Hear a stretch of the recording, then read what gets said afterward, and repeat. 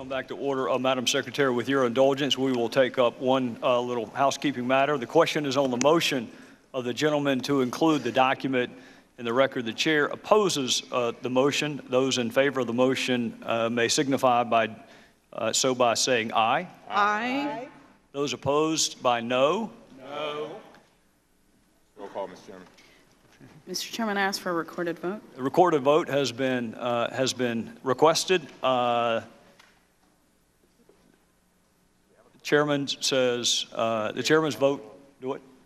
Secretary call the roll. Yeah, I'm sorry. Secretary call the roll.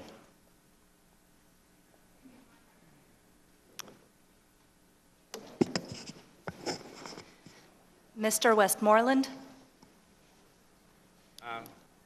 No. Mr. Westmoreland votes no. Mr. Jordan? Mr. Who? I'm sorry. I couldn't hear. Oh, sorry. Mr. Jordan? No. Mr. Jordan votes no. Mr. Roscom? No. Mr. Roscom votes no. Mr. Pompeo? No. Mr. Pompeo votes no. Mrs. Roby?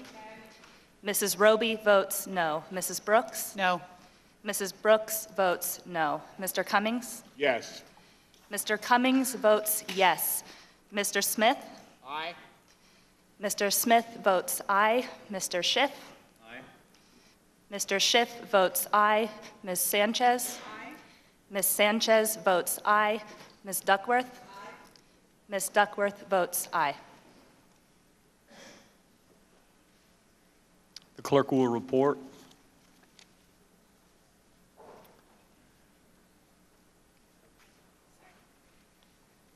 And Mr. Gowdy? No. Mr. Gowdy votes no.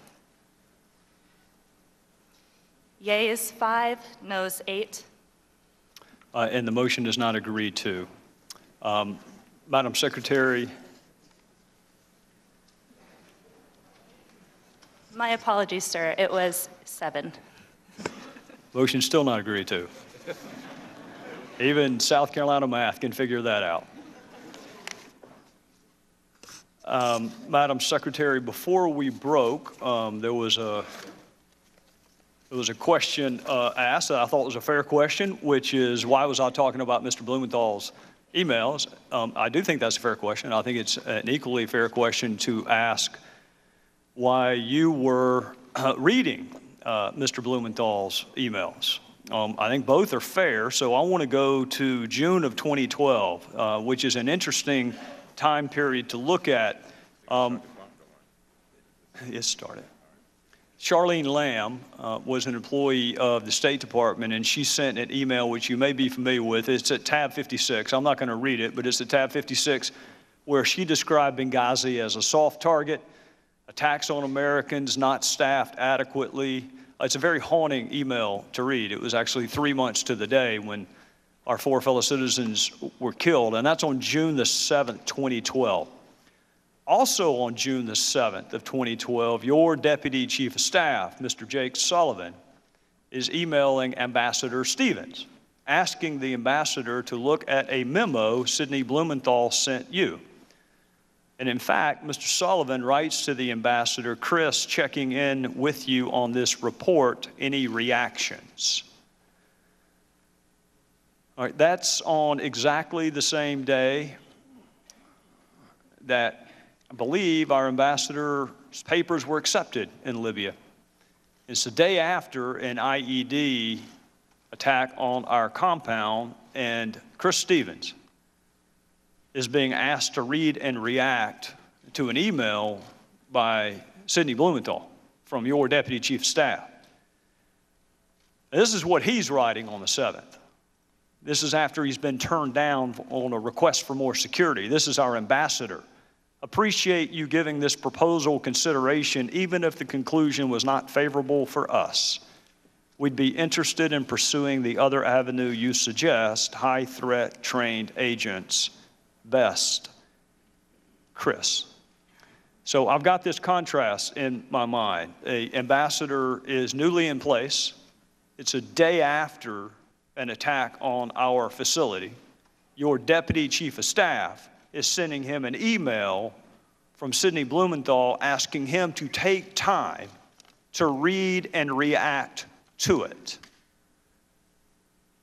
And then, to the best of my recollection, that's forwarded to you. So help us understand how Sidney Blumenthal had that kind of access to you, Madam Secretary, but the ambassador did not.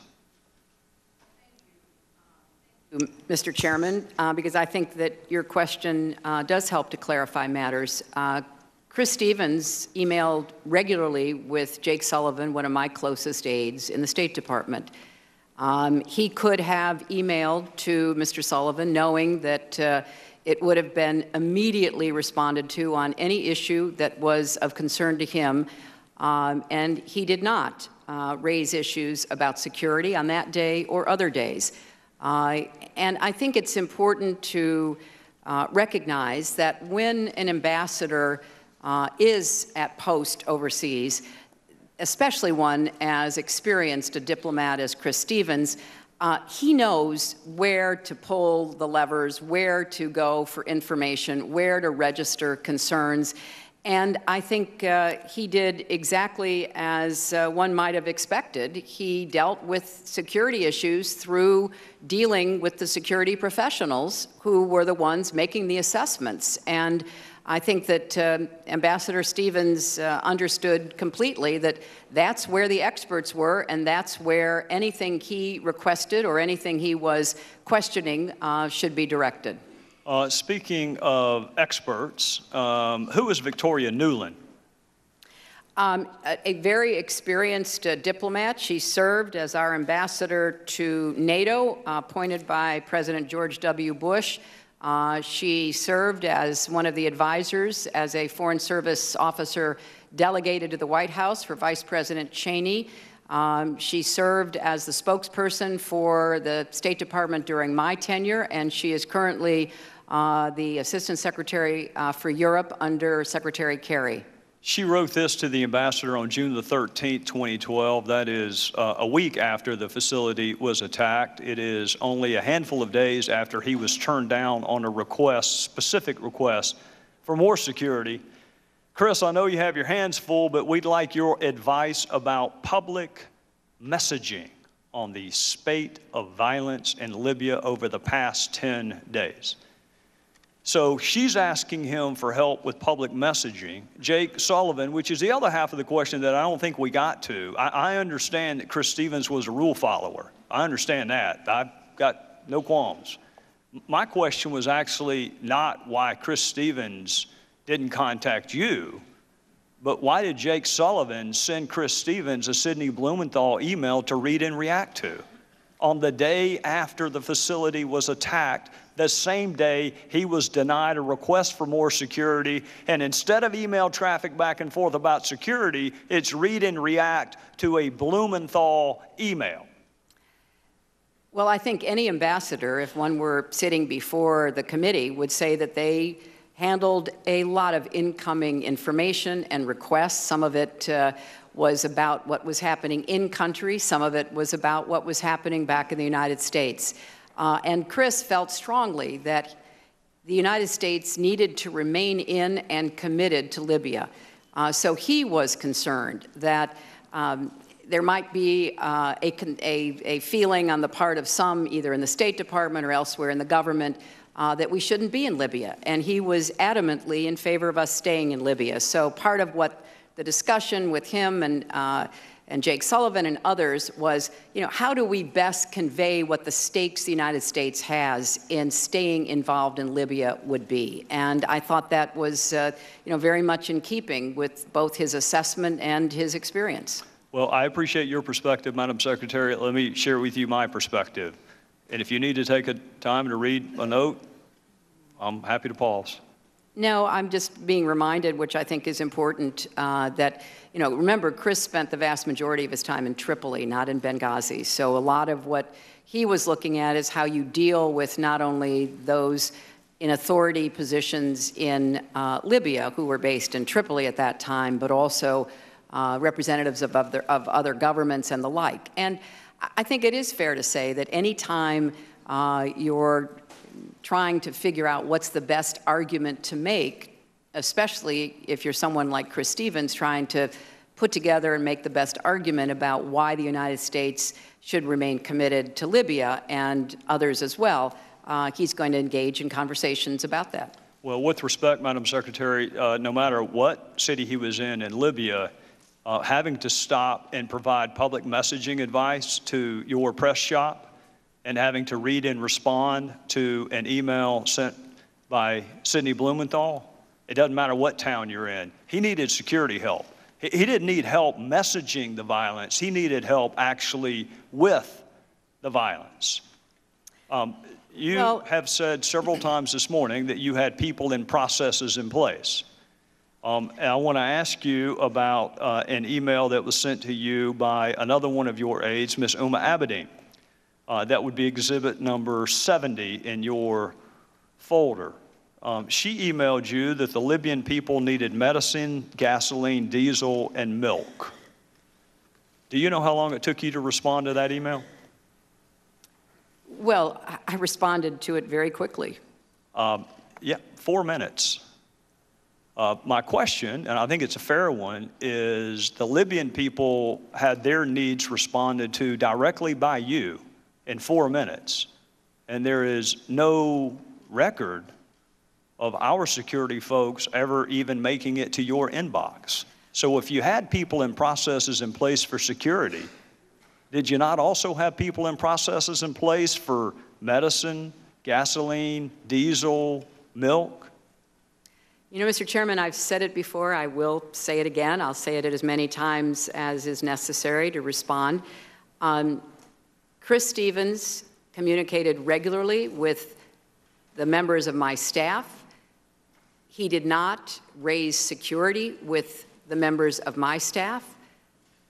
I communicated with him about certain issues. He did not raise security with me. He raised security with the security professionals. Now, I know that's not the answer you want to hear because it's being asked in many different ways by committee members. But those are the facts, Mr. Chairman. No. Ambassadors in the field are engaged in many different tasks. They are basically our chief representative of the President of the United States. So they deal with everything from, foreign aid to security to dealing with the personal requests for visas that come from people in the country they are assigned to. And Chris Stevens had regular contact with members of my staff, and he did not raise security issues. Now, some of it may have been because, despite what was implied earlier, there was a good back and forth about security, and many of the requests that came from Embassy Tripoli, both for Tripoli and for Benghazi, were acted on affirmatively. Others were not.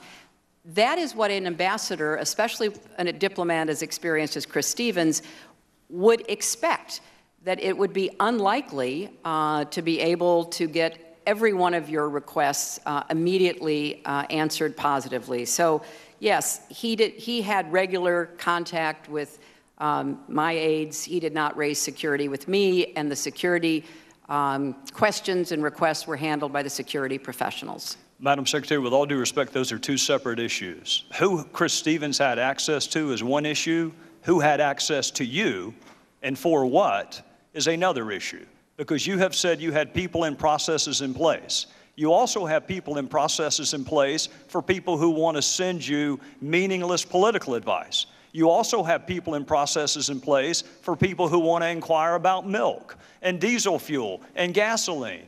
You also have people and processes in place for people who want to provide insults towards folks you work with in the administration. All of that made it directly into your inbox, Madam Secretary. That is my question. My question is, how did you decide when to invoke a people and process and who just got to come straight to you? Because it looked like certain things got straight to your inbox and the request for more security did not. And while you're answering that, I want to inform and instruct why I'm asking it. You have mentioned the ARB on a number of occasions again today. This was not the first ARB. We had one after Kenya and Tanzania. And that ARB could not have been more specific. The Secretary of State should personally review the security situation of our embassy facilities. That ARB put the responsibility squarely on you. So with respect to that previous ARB recommendation, and in contrast, what did make your inbox versus what did not, did you personally review our security situation as the previous ARB required? Well, let me see if I can answer the many parts of your question, Mr. Chairman. Yes, personal email came to my personal account. Work-related email did as well.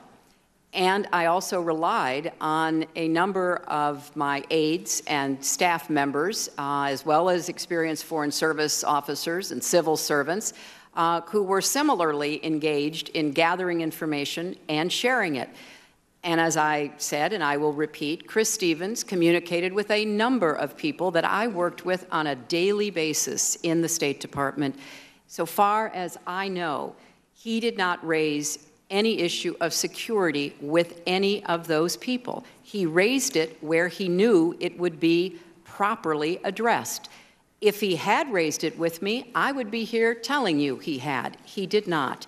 And so I think it's important to try to separate out the various elements of your question, Mr. Chairman, and I will do my best to continue to try to answer your questions. But I have said before, and I will repeat again, Sid Blumenthal was not my advisor, official or unofficial, about Libya. He was not involved in any of the meetings, conversations, other efforts to obtain information in order to act on it. On occasion, I did forward what he sent me to make sure that it was in the mix. So if it was useful, it could be put to use. And I believe in response to the email you pointed out originally from Ambassador Stevens, he actually said it rang true and it was worth looking into. So I think it's important that we separate out the fact that Mr. Blumenthal was not my advisor. He was not an official of the United States government. He was not passing on official information. He, like a number of my friends who would hand me a newspaper article, would buttonhole me at a reception and say, what about this or what about that? We're trying to be helpful. Some of it was, a lot of it wasn't. Chair will now recognize the gentlelady from California, Ms. Sanchez. Thank you. Secretary Clinton, I listened very carefully when Chairman Gowdy was questioning you in the first round of questioning. I have to say I was kind of surprised. We waited more than a year to finally get you up here to testify. We spent almost $5 million and we interviewed about 54 witnesses. And when the chairman finally got his chance to question you, he asked you he quibbled actually over the definition of the word unsolicited. As if that wasn't bad enough, then he doubled down on this idea that Sidney Blumenthal was your primary advisor on Libya, a claim that we heard the Washington Post awarded for Pinocchios. He said on Sunday on national television that he had zero interest in the Clinton Foundation and other topics, but then he just spent his full time, the full questioning time in the first round, asking you about the Clinton Foundation, Media Matters, and other topics that don't really have anything to do with the attacks that occurred in Benghazi. And my own sense of incredulity was, really? Is this why we've asked you to come to testify about that? The overwhelming sense that I get from the Republican side of the aisle is they seem to be arguing somehow that Sidney Blumenthal had access to you while Ambassador Stevens did not.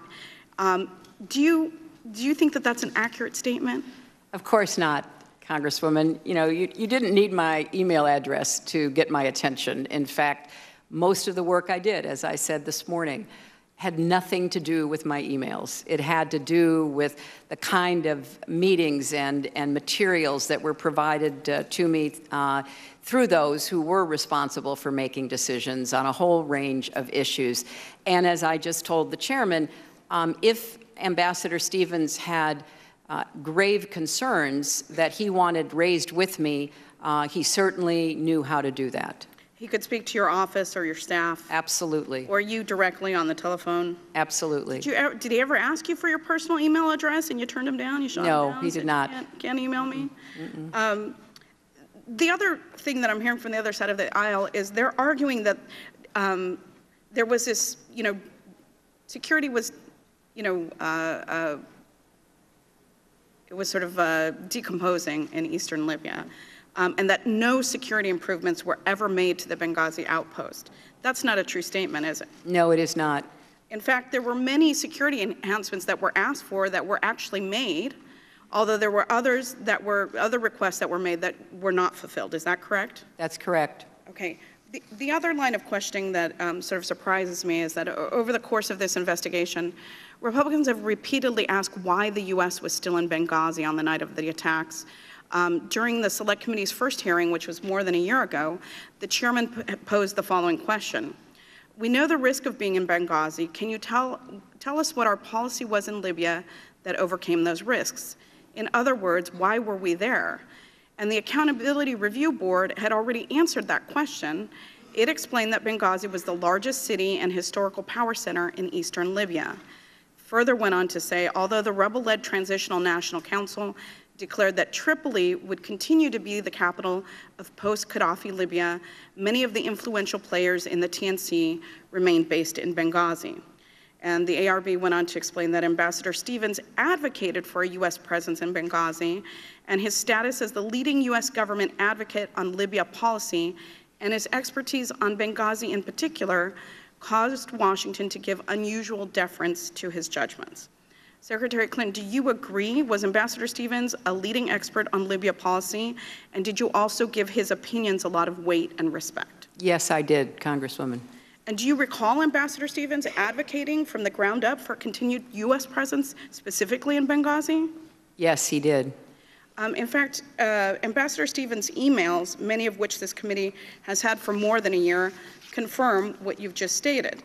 Mr. Chairman, I would ask unanimous consent to enter this document into the record, and it's being passed out to the members of the committee. Without objection. Secretary Clinton, I understand this email is not one that you have seen before, as it was not addressed or sent to you. Is that correct? That's correct. In the email before you, then Special Envoy Stevens wrote this proposal for continued presence in Benghazi at Embassy Tripoli, as Embassy Tripoli was reopened following the fall of Gaddafi. He suggested two potential models. Option A was a slimmed-down compound, and option B was a virtual presence with 0 full-time State Department staff in Benghazi. Special Envoy Stevens sent this email to Jean Kretz, then the ambassador to Libya, his deputy chief of mission, and the director of the Office of Maghreb Affairs. At the time, these career diplomats had a combined 83 years of foreign service experience. Would the recommendation of this team be given a fair amount of weight within the department? Yes, it would. And is that the way that it should work, that the views of experienced diplomats should count in decision-making? They certainly did to me, and I think that should be the practice. In the same email, Special Envoy Stevens states, quote, my personal recommendation would be option A, which was the option for a slimmed-down compound. He then notes a few of his key rationales for wanting to stay. In an earlier September 6, 2011 email advocating for continued Benghazi presence, Special Envoy Stevens provided more reasons, including the opportunity to, quote, monitor political trends and public sentiment regarding the new Libya. The revolution began in eastern Libya, and the view of these 2 million inhabitants will certainly influence events going forward. Secretary Clinton, do you agree with Ambassador Stevens' view that there were important reasons to have a presence in Benghazi despite the risks? Yes, I do. Other documents show that Ambassador Stevens continued to advocate for continued U.S. presence once he became ambassador to Libya. In fact, at the end of August, just 2 weeks before the attacks, he was working on a proposal for a permanent presence. As that proposal explained, quote, a permanent branch office in Benghazi to provide a permanent platform to protect U.S. national security interests in the region and to promote a stronger, healthier, and more vibrant bilateral relationship with the new, free, and democratic Libya. While Ambassador Stevens took seriously the significant security incidents in Benghazi that occurred in June, he never decided that the risk outweighed the benefit, and he never recommended closing the post in Benghazi. He worked with his counterparts to try to manage that risk as best they could.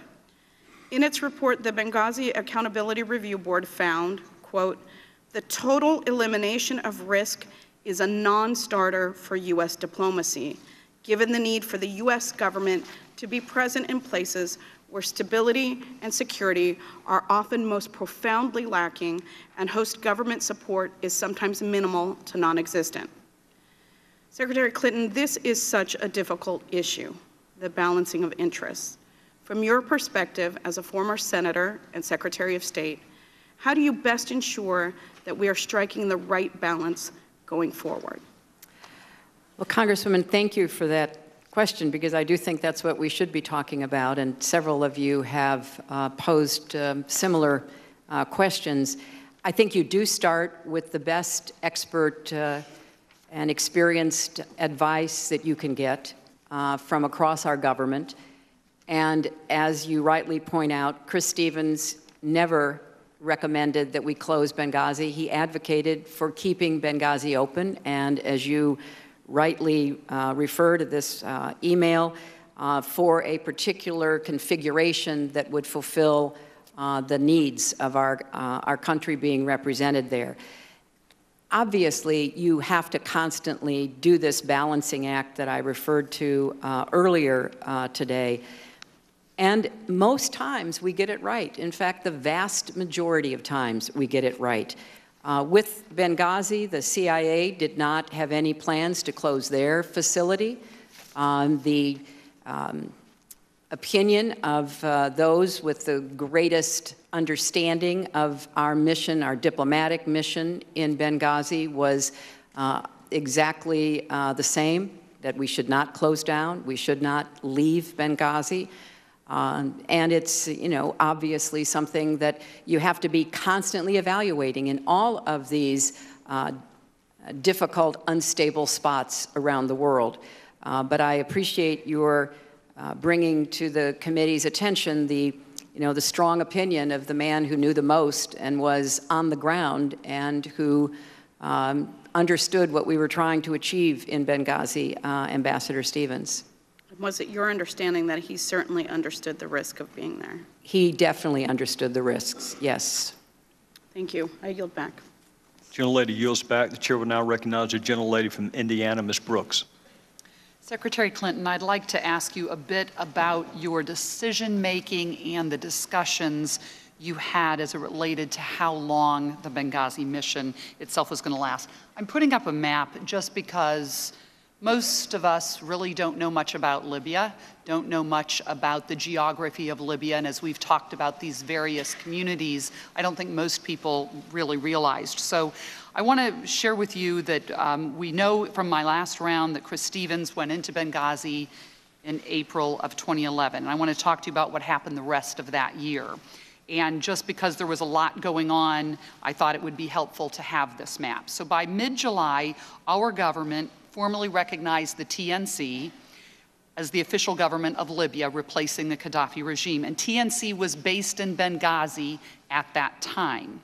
And then in August, after the Gaddafi government fell, Gaddafi went over into, he left Tripoli, where Gaddafi had been headquartered, and he went into hiding in Sirte. Now, once that happened, the TNC moved their Benghazi headquarters over to Tripoli.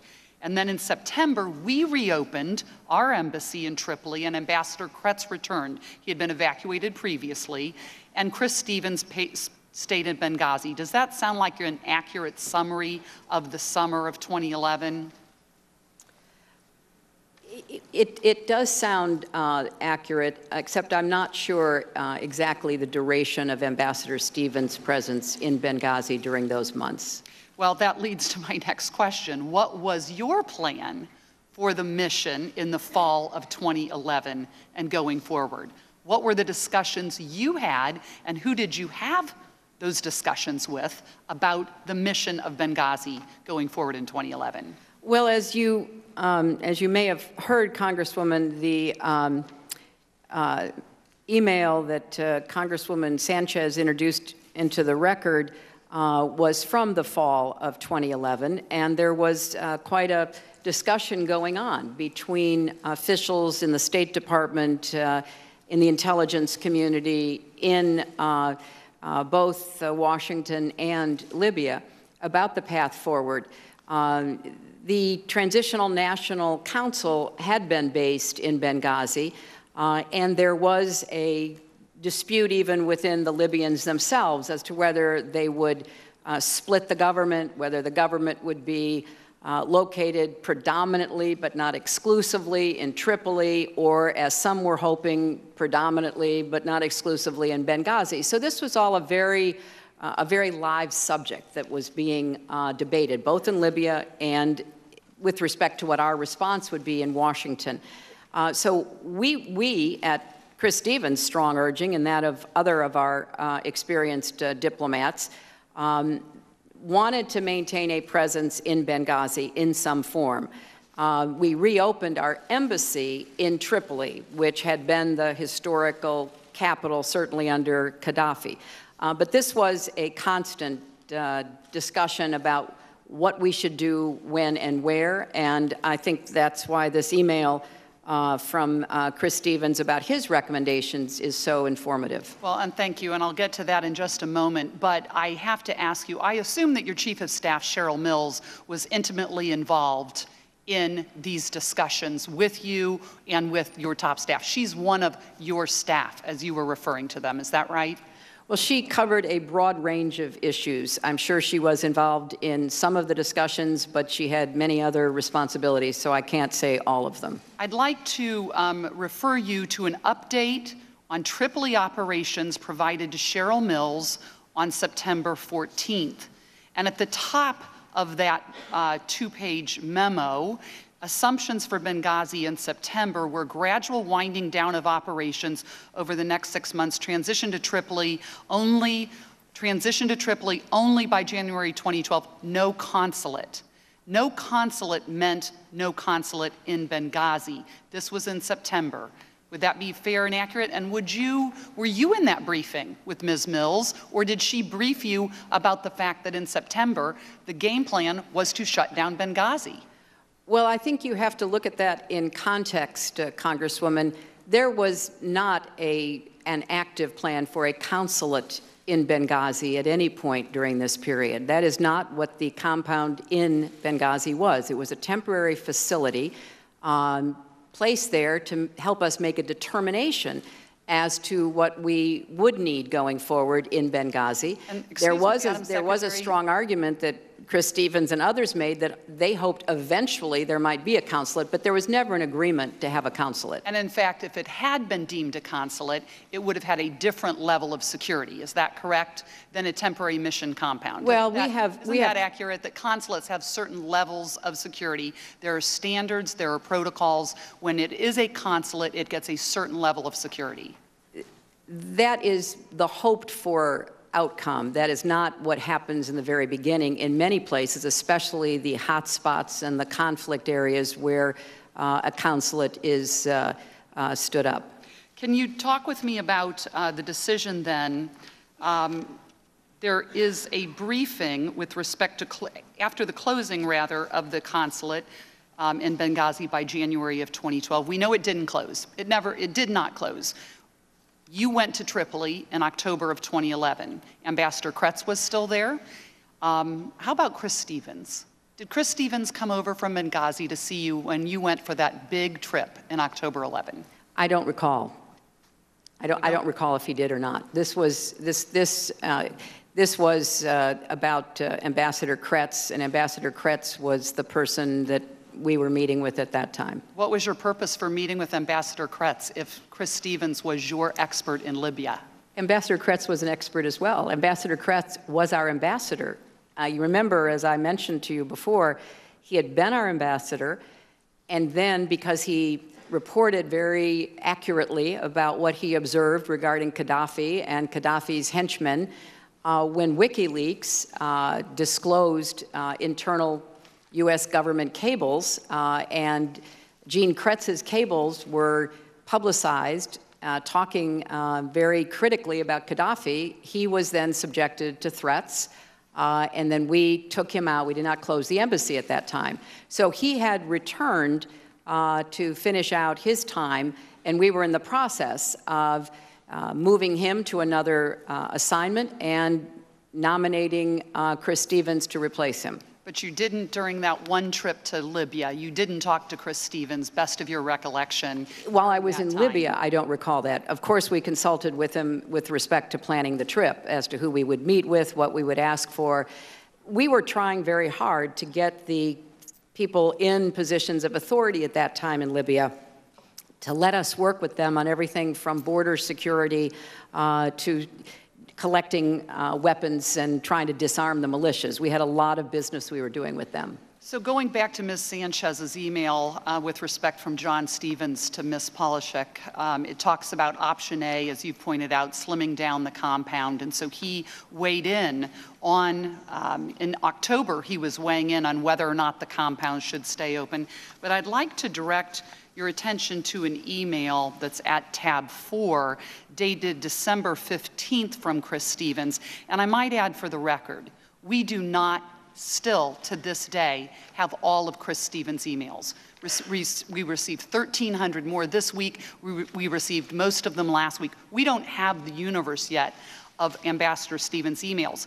But he emailed to a reporting officer who we know was in Benghazi still. He wrote, interesting, has security improved in Benghazi in recent weeks? Also curious what you guys decided to do regarding future of the compound. He was in Washington, D.C., or back in the States during that time, and in December, Ambassador Stevens, your soon-to-be ambassador, didn't know what was going to happen with the compound in Benghazi. How is that possible? Well, Congresswoman, one of the great attributes that Chris Stevens had was a really good sense of humor. And I just see him smiling as he's typing this because it is clearly in response to the email down below talking about picking up a few, quote, fire sale items from the Brits. Those fire sale items, by the way, fire sale items are barricades. That's right. They are additional requests right. for security That's for the right. compound. That's Well, what that fire sale was, because we weren't providing enough physical security for the compound. Isn't that right? So they're picking up a fire sale because other consulates are pulling out, other countries are pulling out. Well, I thought it showed their funny. Entrepreneurial spirit, Congresswoman, Absolutely. and I applaud them for doing so. We did respond to a number of the security requests, the physical security requests. The posters that were up earlier this morning were only about the number of diplomatic security personnel. You're talking about physical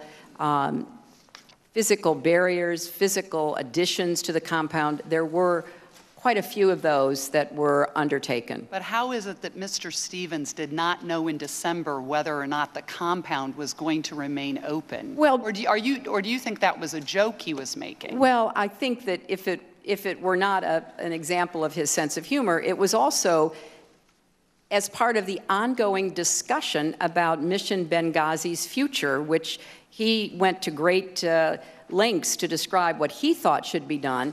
You know, a lot of it was trying to decide, could we afford it? Could we maintain it? What did we need to have there? So, yes, there was an ongoing discussion. And I think he knew he was going to be in line to go to Tripoli, and he wanted to know exactly what the decision was going to be about the compound. He had weighed in, not only in that email, but in numerous discussions with his colleagues back at the State Department. And finally, Secretary Clinton, we know that the compound, the Benghazi mission, was extended for yet another year, because that same month, your Benghazi point person here in Washington, Jeff Feltman, sent a memo wanting to extend Benghazi through 2012, and he sent it to Undersecretary Patrick Kennedy, who approved it. Another high-level official, who, by the way, for the record, State Department has given us none of Undersecretary Patrick Kennedy's emails yet. Same with Jeffrey Feltman, very high-level officials within the State Department. Are you familiar with that memo sent on December 27th entitled Future of Operations in Benghazi, Libya? Are you familiar with that memo? And Well, if so, did Assistant Secretary Feltman discuss that memo with you at the time and discuss extending the mission in Benghazi in December of 11? I'm familiar that there was an ongoing discussion about the future of the mission in Benghazi. A discussion and between whom, man? between all of the relevant officials in the State Department. Help me with understanding. Well, Jeff who those Feltman was were. one of them. Okay. Who Obviously, else? Chris Stevens was one of them, but there were many others who had information and expertise to add to it, and there was a recommendation that Benghazi be continued through 2012 as part of the continuing evaluation of whether or what we wanted to have on a more permanent basis in Benghazi. And do you recall, were you in those discussions? Were you specifically in those meetings? You've shared that you didn't do a lot by email, that you had more meetings and briefings. Were you in those meetings about extending Benghazi through the end of the year? There were certainly meetings in which I was advised about the process being undertaken as to determine whether Benghazi should be extended. So yes, I was aware of the process that was ongoing, and I was kept up to date about it. And were there any minutes or any briefings? The gentlelady's time has expired. Way over. Chair will now recognize the gentleman from Washington, Mr. Smith. I just want to clarify a couple of points. First of all, Ambassador Stevens had access to you. Yes, he did. In fact, as we were here, a former, I forget, I don't have the name in front of me, but an ambassador in Russia said that, he always had access to you, always had constant communication with you, never had your email address. Right. I would hope that ambassadors would have more direct and immediate lines of communication, and Ambassador Stevens certainly did, correct? Yes. Mm-hmm. And also, did Ambassador Stevens ever advocate either leaving Libya or abandoning Benghazi? To the contrary, Congressman, he was a very strong advocate for staying in Libya, including in Benghazi. And I think, what we've learned here is, well, nothing, frankly, that we didn't know already. The security situation in Libya was dangerous, right, without question. Would you say that Ambassador Stevens was unaware of any aspect of that? No, I would not. I think he was very aware. So he knew the security situation in Libya quite well. That's right. And yet, and again, I want to be clear on this, in his communications with you, and he had many, even if he didn't have your email address, did he ever say, did he raise the security issue directly with you? No, he did not. And, in the day in question, obviously he chose to go to Benghazi. He, as you have described earlier, as, gosh, all across the world today, diplomats are weighing the risks and the benefits in a lot of dangerous places. And he had to do that. And he Yes. chose to go to Benghazi. He did, and Congressman, ambassadors in the countries they are representing the United States in do not, as a practice, ask permission from the State Department to travel in the country where they are stationed. Right. And as well, they should not. They need to be in charge of their country. I'll also point out, on the question of emails and which ones you've received and haven't received, unfortunately, the State Department, which has been spending an enormous amount of time producing documents for this committee, cannot produce thousands of emails at the drop of a hat. And the committee chose to prioritize, well, your emails, but also Ms. Abedine's emails, Cheryl Mills' emails, basically Sidney Blumenthal's emails to you. They chose to prioritize those emails over the others. So the State Department is trying to get this information, but it is a question of the priorities of the committee, which brings me to the last point I'll make, and I won't take the full 10 minutes here. There are a lot of accusations that have been made back and forth about things that have been said that were or were not true. I think the one thing that was said in this hearing that is clearly the farthest from the truth is that this is not a prosecution. If you listen to the other side, this is unquestionably exactly that, a prosecution. I'd ask viewers to just go back and listen to Chairman Gowdy's questioning of you before the first break and tell me that that's not a prosecution. And I think, again, I don't know if shame, embarrassment, whatever word you wish to choose, it shouldn't be a prosecution. We have the former Secretary of State here. We should be genuinely trying to inquire about how we can gather more information. Now, the only interesting facts that seem to be brought up are always referenced back to the ARB, which just points up the fact that the information that we need, and again, I really want to emphasize, this was a serious, serious matter for the United States. A loss of 4 Americans is something we need to take incredibly seriously and investigate, and we did. And the information that we found out, as you've pointed out, was not always flattering. And there was no question that mistakes were made, and we hopefully learned from them. But that was investigated. So what is the purpose of this committee? And, you know, when you look at the emails they request, when you look at the questioning, the purpose of this committee is to prosecute you. And there'll be time enough for that in the next year. You know, and people will do it.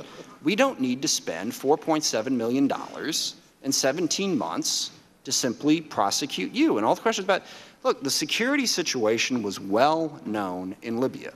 The security situation in Pakistan is well known. I visited the embassy in Yemen in 2009, about a month after someone had shot a rocket-propelled grenade through the front door. The security situation there is incredibly serious, as well as it is in a whole lot of other places. And those are difficult decisions. But the effort here today seems to be that somehow you personally decided not to do your job in Libya, okay?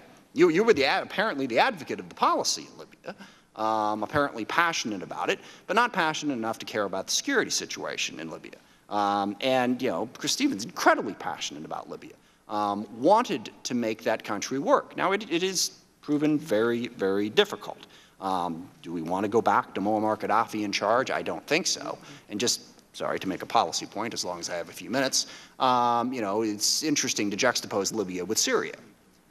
Because, you know, just as many of my Republican colleagues are ripping apart the Obama administration and all those involved for choosing to remove Gaddafi, they are ripping apart the Obama administration and all the current officials for choosing not to get involved in Syria. What that points up, frankly, is the difficulty of the job that you had. And I thank you for taking it. I'm not sure I would be so bold. It is a very, very dangerous world. Bad things are going to happen. And what we are witnessing today is if bad things happen, you know, you will be dragged out over months and months and months in this partisan atmosphere. And that is very, very unfortunate. This needed to be investigated. I mean, you know, 9/11, we didn't investigate 9/11. You know, 9/11/2001, just to specify, with the length and depth that we have chose to investigate this. So again, I come back to the central point, to the central problem with this committee. It is a prosecution. It is a partisan exercise. It is not trying to investigate and find out the truth. And again, we are now, do a little quick math here, 5 hours into it, count the break, maybe 4 hours into it. We have learned nothing substantively new about what happened in Benghazi. Very serious things happened. They were investigated. They were reported. Mistakes were made. They were reported. But this committee, in all that time and effort, has unearthed nothing. Instead, they want to prosecute you. And you rip apart your every word, your every email. 2 staffers 5 levels down from you who said something bad about you. I mean, my goodness, I hope I don't ever have to undergo that kind of scrutiny. I would not survive it, and I don't think many would. So, you know, I hope in the hours that we have left to do this that we will try to circle back to learning something new, to figuring out how we can best strike that balance that you described of being present in the world, but also trying to keep our people safe. Throughout the history of the country, my aunt was actually a Foreign Service officer way back when, and you know, we have lost many diplomats, and she tells me about it all the time. And you know, it's a difficult balance. If we can get back to that, if we can learn something new about what happened in Benghazi, I think that might be helpful. But right now, this committee is not doing a service to the 4 people who died or their families, or to preventing any of these future incidents from happening. So I thank you for your testimony. I thank you for your leadership and your willingness to do a very, very difficult job. And with that, I yield the remainder of my time to the ranking member, Mr. Cummings. Madam Secretary, maybe an hour or so ago, we were talking about the diplomatic security folks on the night of the incident, and you look like it appeared that you wanted to say a little bit more about that and what they. Speaking of that, the incident, would you like to elaborate?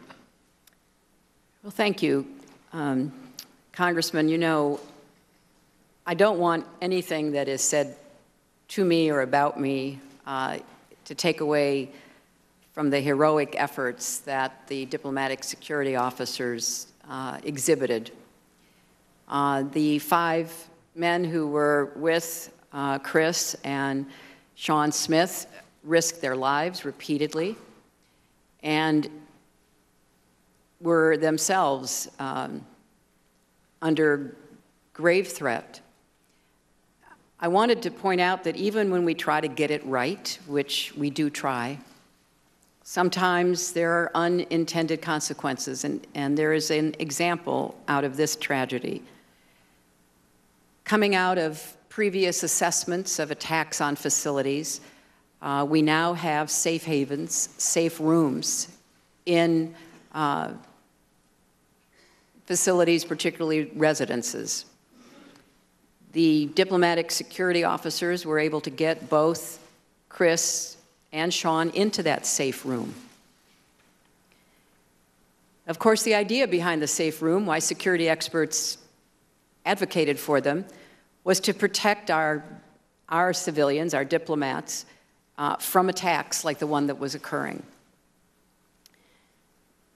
The attackers used diesel fuel to set the compound on fire. And the safe room was anything but safe. I'm sure the committee members know that neither Chris Stevens nor Sean Smith died from injuries directly inflicted by the attackers. They both died of smoke inhalation. And one of the recommendations in this ARB report is that when we have safe havens, we need to have equipment that will enable people that are safe within them to withstand what happened in Benghazi. The lead diplomatic security officer who was with both the ambassador and Sean Smith endeavored to lead them to safety through a wall of black smoke. He wanted to get them out of the compound interior up to the roof where they could be out of the fire and also out of the attackers' assault. He himself nearly died of smoke inhalation. When he looked around to make sure that both Sean and Chris were with him, he couldn't find them. Rather than proceeding and saving himself, which would be a natural human instinct, he turned back into that black diesel smoke, desperately trying to find Chris and Sean. He did find Sean, and Sean had succumbed to smoke inhalation.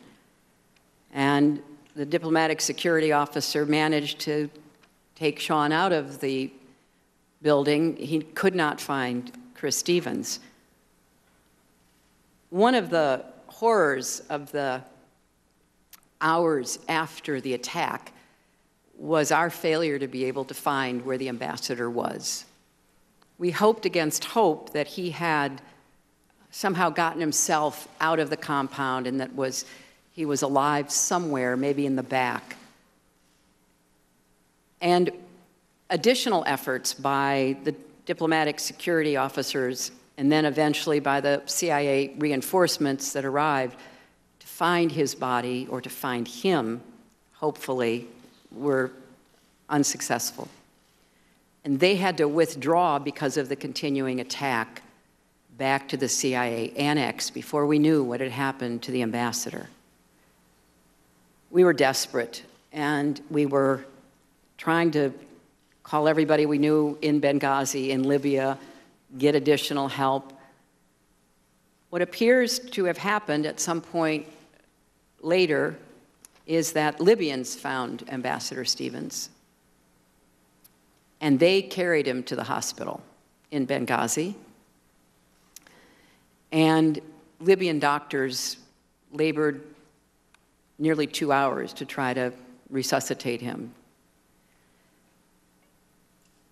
And I mention all of this because I want not just the committee members, but any viewers in the public to understand that this was the fog of war, that the diplomatic security officers and then later the CIA officers responded with heroism, professionalism, as they had been trained to do. We thought things would be safe once they took refuge in the CIA annex. And as we know, even though that was a highly fortified, much more secure facility than our diplomatic compound, and one that we had nothing to do with in the State Department, it turned out also to be a target for the militants, which is where the two CIA contractors, Mr. Woods and Mr. Doherty, died. But in looking at all of the information, the Accountability Review Board, and particularly Admiral Mullen, who was focused on what happened, what the security personnel did that night, came out agreeing that they were heroic and they did all they could do to try to save their colleagues' lives. Thank you. The gentleman yields back. Madam Secretary, I appreciate you going through their heroism. I really do. It's moving to hear from it, and frankly, it infuriates me to hear folks to my left who don't raise a single whisper about spending $50 million to train 5 ISIS fighters. But God forbid we spend 1/10 of that to give some answers to the family members sitting on the first row. So I appreciate you discussing their heroism while some of my colleagues discuss money. With that, Mr. Pompeo.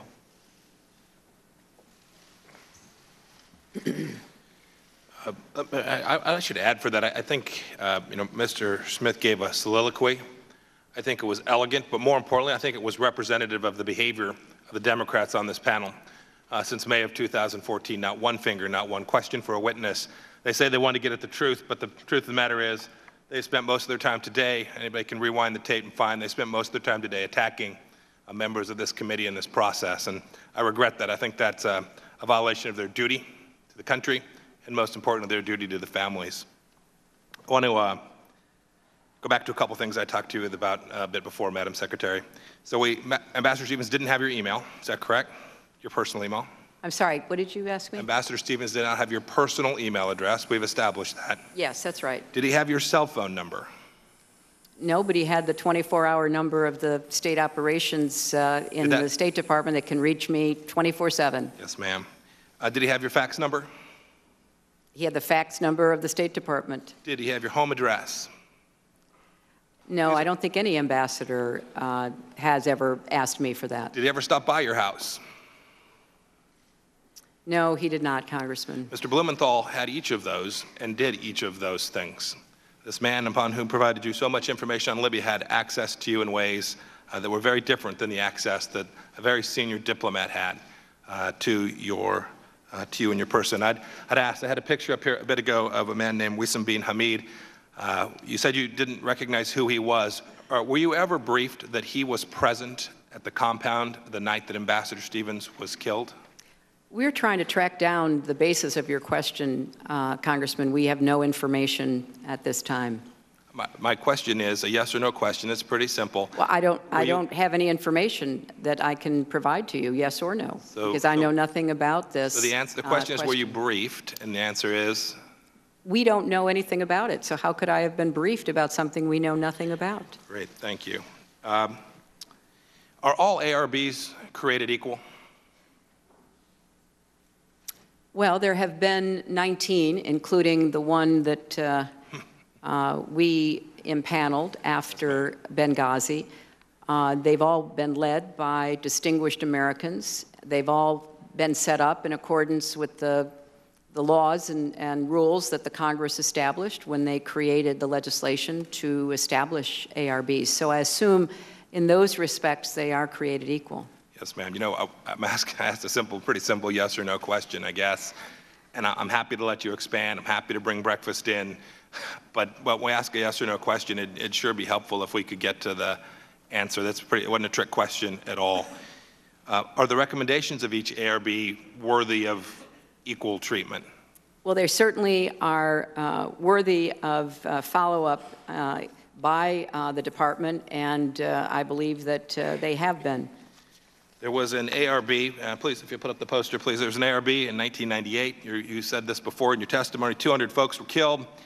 Here's what its recommendation said. It said, quote, special mission security posture that was inadequate for Benghazi and was, excuse me, this is from the most recent one. I want to know if you agree with this. Special mission security posture that was inadequate for Benghazi and grossly inadequate to deal with the attack that took place. Do you agree with that statement from the current ARB? I accepted the recommendations of the current Madam ARB. Secretary, my question is if you agree with it. I don't think that's a relevant question, Congressman. I think the question is, I accepted their recommendations, and obviously their recommendations were based on their very thorough investigation and analysis. So clearly, I endorsed the entire board's work. In January 2014, Senator Feinstein, noted conservative, said, quote, in her report, the incidents at the TMF and CIA were likely preventable, end of quote. Do you agree with that statement from Senator Feinstein's report? Well, I would like to think that anything of that magnitude and the loss of life could have in some way been preventable. I think that what the ARB recommended were steps to try to enhance our ability to prevent future attacks. Let's go back. I want to go back now. I have the right poster up. I apologize for that. In 1998, here's what the ARB said. It said, quote, the Secretary of State should personally review the security situation of embassy chanceries and other official premises, closing those which are highly vulnerable and threatened, end of quote. You've told us all day today that you don't think you should have been involved, and I'm quoting again from the ARB, personally reviewing security. How do you square that? Well, there are a couple of important points to make about this, Congressman. First, I made a number of decisions to close embassy, chanceries, and other official premises based on security. I closed the embassy in Tripoli. I had to evacuate all of the Americans out of Libya. We had to, lease ferries that came from Malta. We closed embassies and other facilities when we had a strong consensus recommendation that it was necessary to do. So that is a statement of secretarial responsibility. Now, with respect to looking at every security request, how high should the wall be, whether there should be barricades placed on the east or the west side, that is handled by the security professionals. So clearly, I closed embassies. I recommended that embassies and other facilities be closed. So I understand what that point is. Madam Secretary, this is yes or no question. Do you think you complied with what the ARB in 1998 said and personally reviewed the security at Benghazi?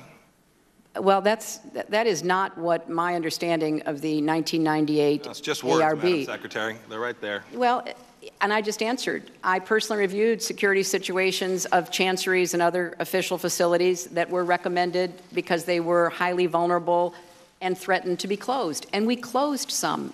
Some we were able to reopen, which is kind of part of the process.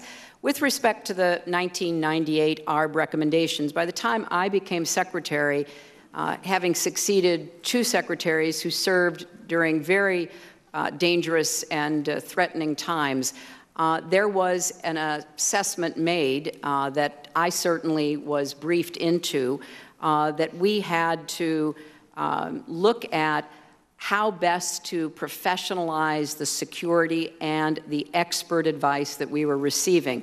That was exactly what I did, and I went further than that. I created a new position, a deputy secretary for resources and management. I also had recommended after our ARB, the deputy assistant secretary for high threats. So this was a constant discussion about how to make us secure, but not whether or not the Secretary of State should decide on the height of the barricades. I think that's where we may not be fully understanding one another, Congressman. Of course, specific questions about closing embassy chanceries and other official premises that were vulnerable and threatened, of course they came to me. I had to make the decision. Deciding whether the wall would be 10 feet, 12 feet, whether there'd be 3 security agents or 5, that was the province, as it should have been, of the professionals. Madam Secretary, here's another one from the 1998 ARB. Quote, first and foremost, the Secretary should take a personal and active role in carrying out the responsibility of ensuring the security of U.S. diplomatic personnel abroad. Do you believe you complied with that requirement from the 1998 ARB? Yes, I do. I believe that I had established a process, and I said earlier today, State Department and our security professionals have to be 100% right, and I think that what happened in Benghazi was a tragedy and something that we all want to prevent from ever happening again. But there were many, many situations, many security issues that we had to deal with during the 4 years that I was Secretary of State. And I did leave what I hope will be a very important additional position, namely the Deputy for High Threat Posts, that now will focus solely on what are considered the highest threat places in the world for our personnel. Madam Secretary, I hope you can understand the difference between creating a deputy under Assistant Secretary and America's senior diplomat getting involved in personal security. The amount of resources that can be moved, the speed with which they will move, rested only in your hands. Well, I just respectfully disagree with that, Congressman. It's been my experience that you want to find people who are dedicated 100% to security. You don't want a secretary or anyone dipping in and out, maybe making decisions based on factors other than what the professionals decide. At least that is my very strong opinion. Yes, ma'am. Leaders lead. I've just got a few seconds. In all of the materials that have been produced to us today, I have not yet found the document that was prepared at your request for post-Gaddafi planning. Did you have such a document prepared prior to the time that Mr. Gaddafi was removed? We had a number of documents. We had a long list of areas that we were working on and the process for following up on those areas. I don't know if it was 1 document or a dozen documents, but we had a lot of work that was ongoing, both at the State Department and at USAID. And did you ask for those documents to be prepared? Do you know if you had a team working on that, or if it was just something that was happening of its own accord? We had a number of people who were working on that. There were, as I said, I sent both of my deputies out to Libya to meet with the Libyans. You know, we can do all the planning we want in Washington, but it's very important to ask the Libyans both what they want and what they expect from us. And so we had an ongoing dialogue that lasted over many months. Yes, ma'am, I agree with that. We'll get a chance to talk about that in a bit. I yield back. Gentleman yields back. The chair will now recognize the gentlelady from Illinois, Ms. Duckworth. Thank you, Mr. Chairman. Secretary Clinton, I apologize. My line of questioning will probably be a little bit boring because I'm going to get into some details that actually have to deal with security and how we can better safeguard America's diplomats now and onwards. I have to say that the ARB conducted by Admiral Mullen, a man of great military pedigree and long service to this nation, quite honorable, brave service, as well as Ambassador Pickering, I thought was well conducted and well thought out. And in fact, don't just take my word from it, I'm a pretty low-ranking member of the House, but Buck McKeon, the Republican chairman, longtime Republican chairman of the House Armed Services Committee also, and never once in our committee hearing did I hear him malign the work that was done in that ARB, as we on that committee also looked into what happened. So I want to look at some of the findings from that ARB, and I want specifically to examine the failures of the Blue Mountain Libya security guards and the February 13 militia on that exact day, September 11th, 2012. My understanding is in Benghazi, neither the host country's militia forces nor the State Department's private local guards were capable of defending our personnel.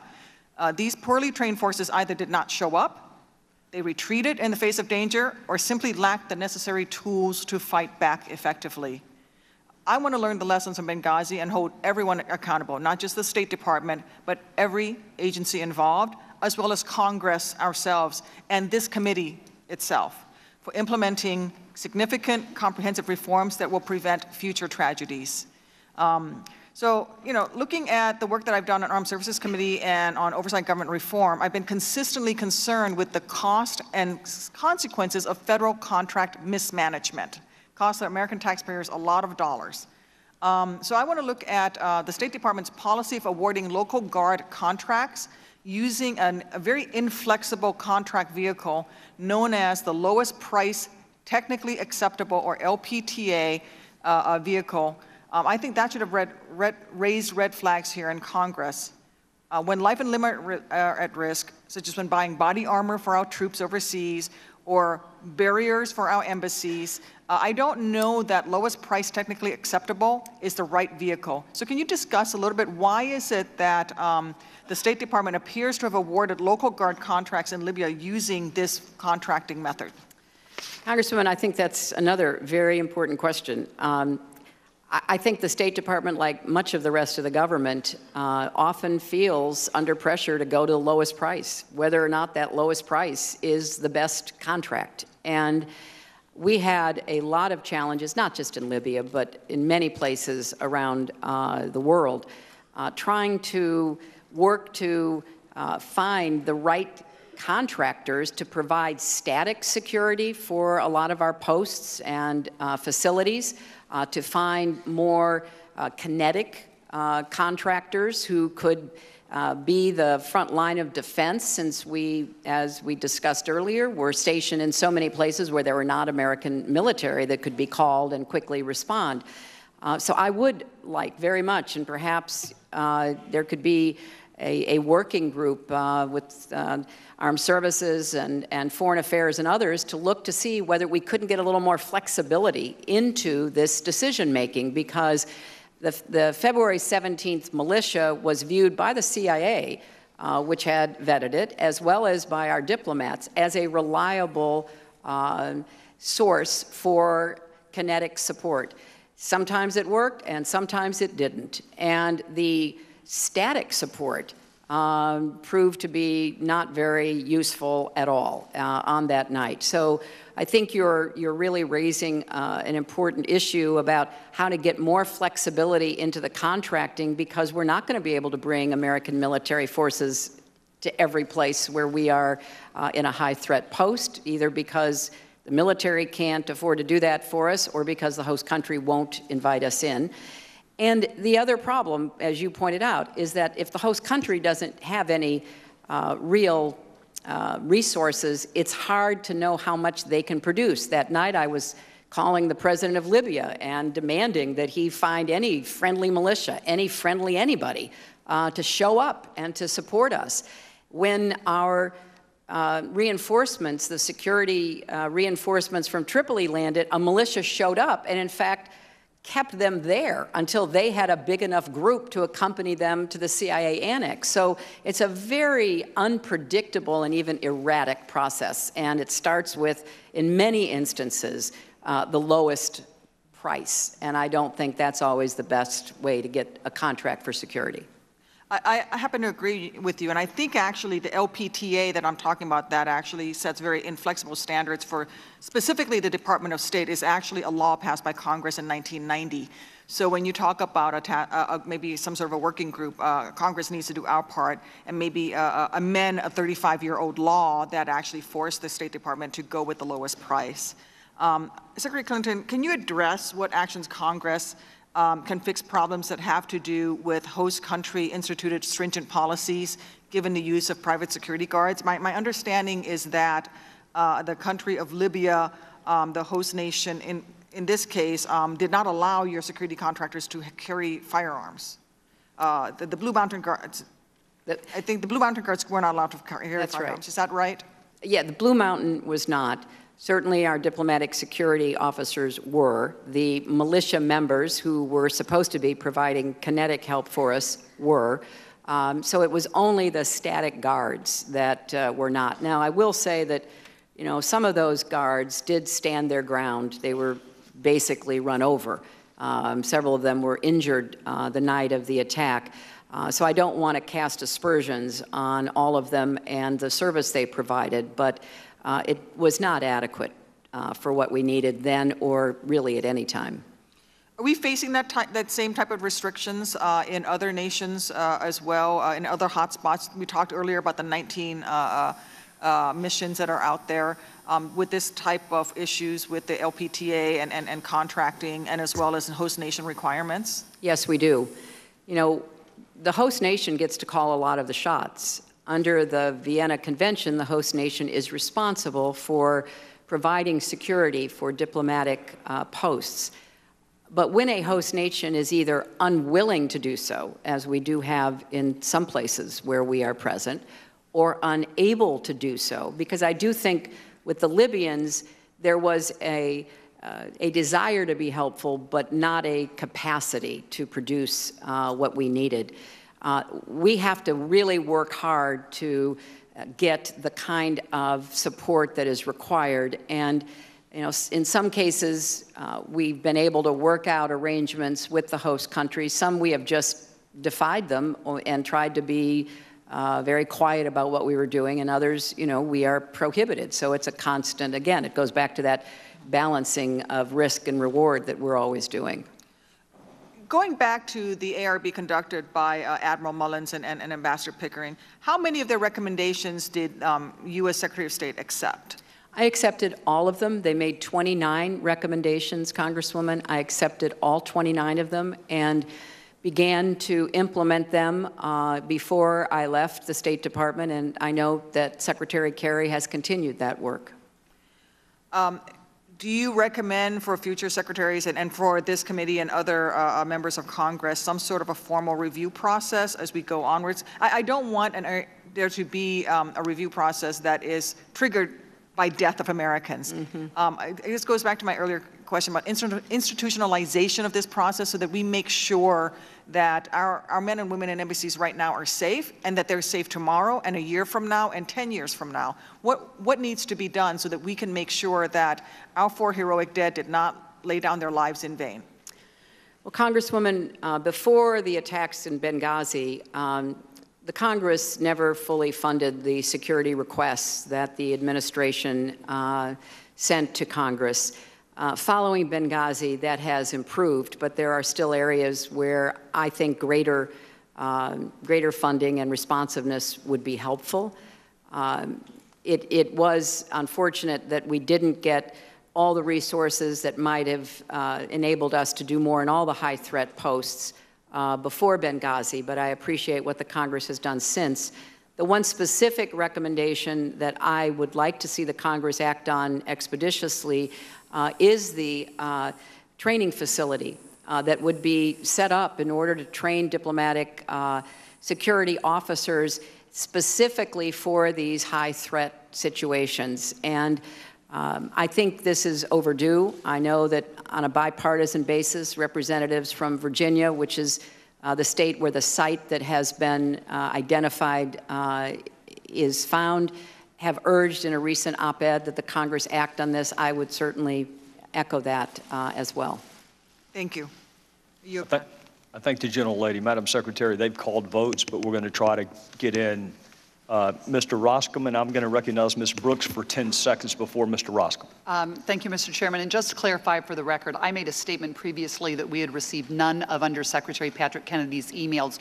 We've received some through production of other individuals' emails. We have not received a full production of Undersecretary Patrick Kennedy's emails. So I just wanted to clarify. We do have some, but it is through other email production. Thank you. I yield back. Yes, ma'am. General from Illinois. Thanks. Secretary Clinton, can I just direct your attention to the screen?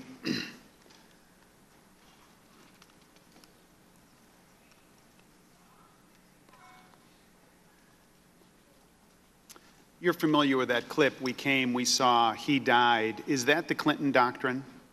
No, that was an expression of relief that the military mission undertaken by NATO and our other partners had achieved its end, and therefore no more American, European, or Arab lives would be at stake in trying to prevent Gaddafi from wreaking havoc on Libyans or causing more problems to the region and beyond. I want to direct your attention, and maybe direct the group's attention right now, to something that hasn't really been discussed. There's been this explicit criticism of Republicans being partisans today, but I want to direct your attention to what is actually going on with you and your team, many of whom are here today with you. So Jake Sullivan, one of your close advisors that you just told us about, put together the TikTok on Libya memo, and that was a memo that was all about you. It put together 22 different accomplishments, and you were the central figure in all 22 of those accomplishments.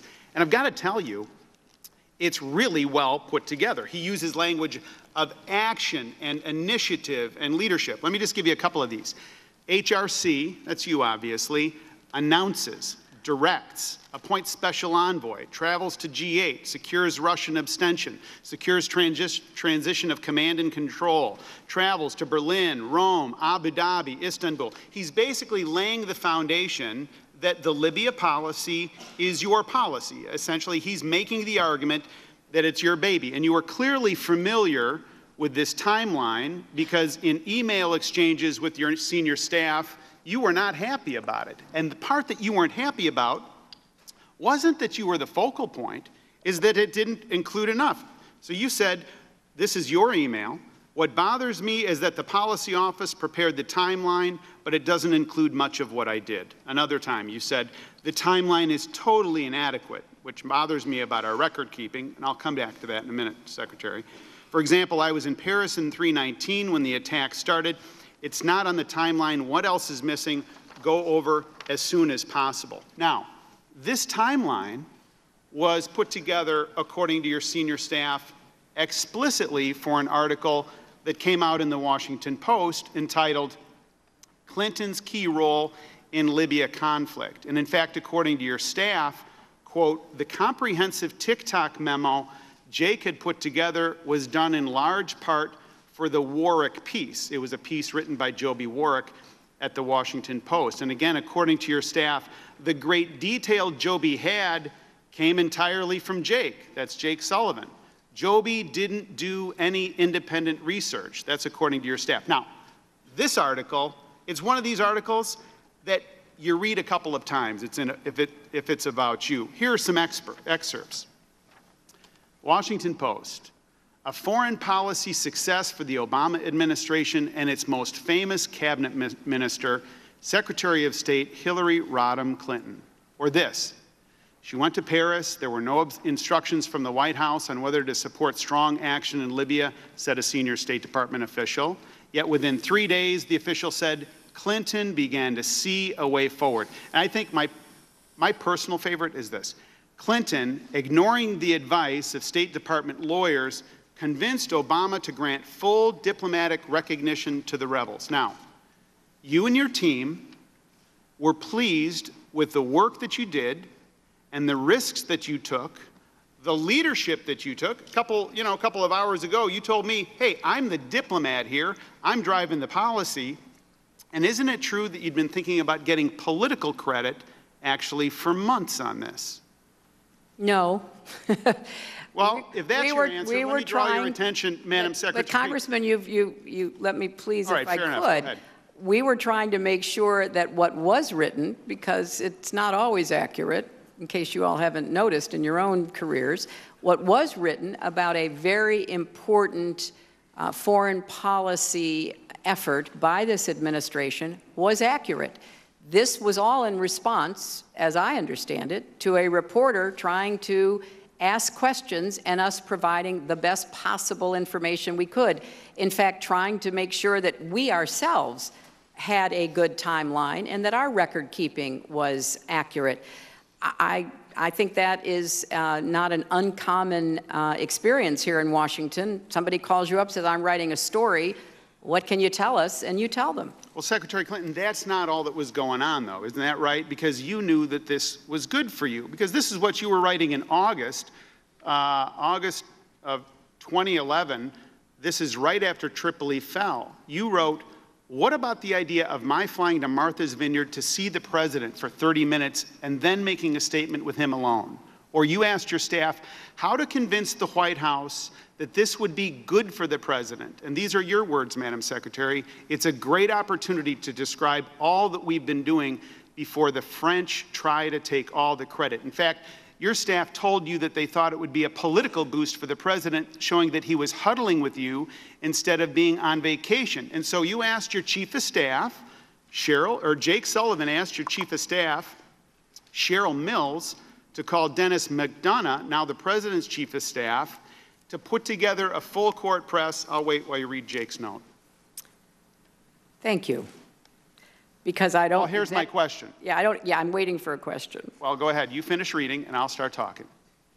Well, one thing I wanted, which well, since I don't have what you're reading in front of me, Congressman. It's tab 12. Well, that has now been handed to me, and it's clear that I wanted to make sure Chris Stevens, Jeff Feltman, DOD got credit. I wrote that. You did not quote that. Yeah, but this is all about state of mind at that particular point. You were thinking about credit for you, isn't that right? No, that's not. I wanted those who were part of this policy to be given recognition, and I also wanted to be sure that we had the President and the White House coordinating with us. It was a very gutsy decision for the President to make, Congressman. It was not by any means an easy call. As I alluded earlier this morning, I was in that Situation Room many, many times, watching the President have to balance competing interests, competing opinions, trying to make a decision. When he made the decision that the United States would support NATO and support the Arabs, there was no guarantee about how it would turn out. And I personally believe he deserved a lot of credit, as did Chris Stevens, Jeff Feltman, the Department of Defense, and others. We had a daily phone call, a daily secure phone call that often included the President, included the generals the generals and the admirals responsible for our mission, included our top diplomats.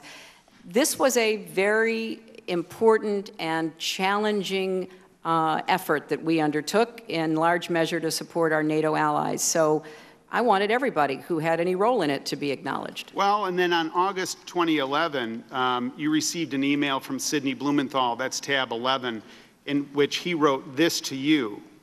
This is a historic moment, and you will be credited for realizing it. When Gaddafi himself is finally removed, you should, of course, make a public statement before the cameras wherever you are, even in the driveway of your vacation home. You must go on camera. That was Blumenthal's admonishment to you. And I don't recall doing that, just in case you're going to ask me. Yeah, but I mean, look, the timing. You forwarded Blumenthal's suggestion to Jake Sullivan, and you were focused on how dramatic it would be. You were working to make this the story of the day. Isn't that right? This is your email to Jake. This is tab 11. This is your words, Madam Secretary. Sid makes a good case for what I should say, but it's premised on being said after Gaddafi goes, which will make it more dramatic. That's my hesitancy, since I'm not sure how many chances I'll get. So 2 months before the end of the Gaddafi regime, and you're already planning on how to make your statement dramatic to maximize political gains. Isn't that right? Congressman, I think that what we were trying to do was to keep the American people informed about this policy. It was, as you recall, somewhat controversial. Now, there were Republicans as well as Democrats who advocated for it, and there were Republicans as well as Democrats who were concerned about it. So I think as Secretary of State, I did have an obligation at some point to be part of the public discussion about what had occurred. And I see nothing at all unusual about trying to figure out when would be the best time to do that. Isn't it true that your staff heard from the White House after the Warwick piece in the Washington Post that they were concerned, that is the White House, of the amount of credit that you were getting as opposed to the amount of credit the President's getting? That's true, isn't it, Madam Secretary? Look, the President deserves the lion's share of the credit. And why is the White House uptight that you're taking the credit? Well, I was often being asked that. The President had a lot of other stuff going on. He was still trying to, rescue the economy, a lot of other things happening. So from my perspective, the President deserves the credit. He's the one who made the decision. I was honored to be part of the team that advised him, and insofar as I was able to explain what we did and what the import of it was, I was ready to do so. So when Jake Sullivan, tab 11, emails you and said that you should publicize this in all of your television appearances. They wanted to quote, have you lay down something definitive, almost like the Clinton doctrine. That wasn't the Obama doctrine, is that right, Madam Secretary? Well, I this think was the Clinton doctrine.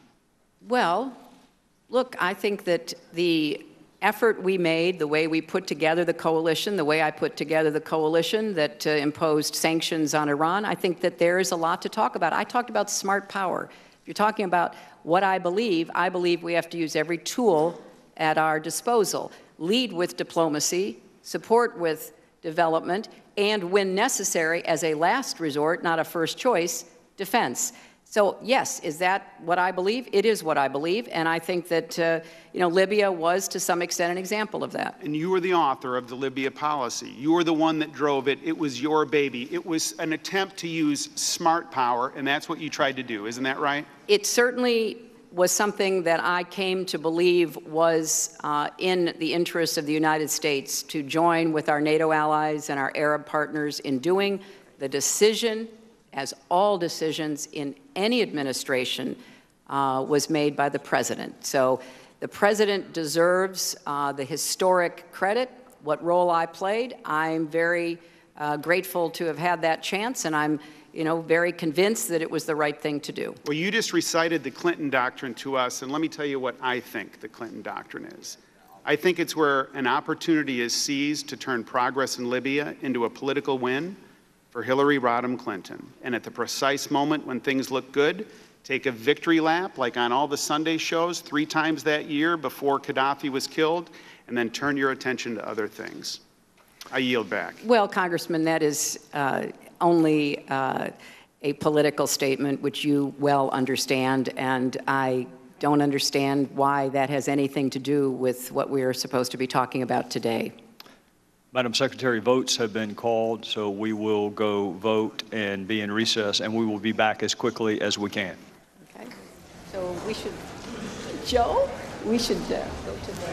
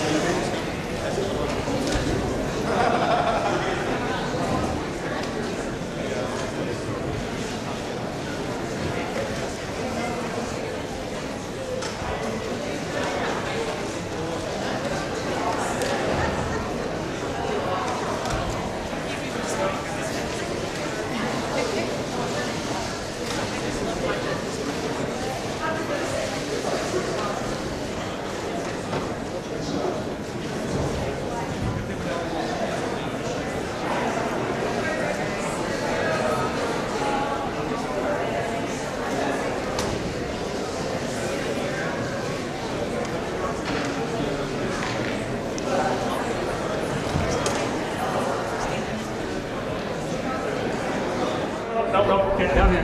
Down here. Okay, all right. Down here. Yeah, they went around at Russo's.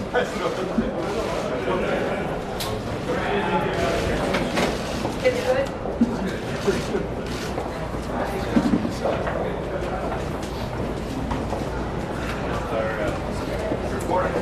Yeah. All right, hang tight. All right, we're good. All right, actually, hang tight.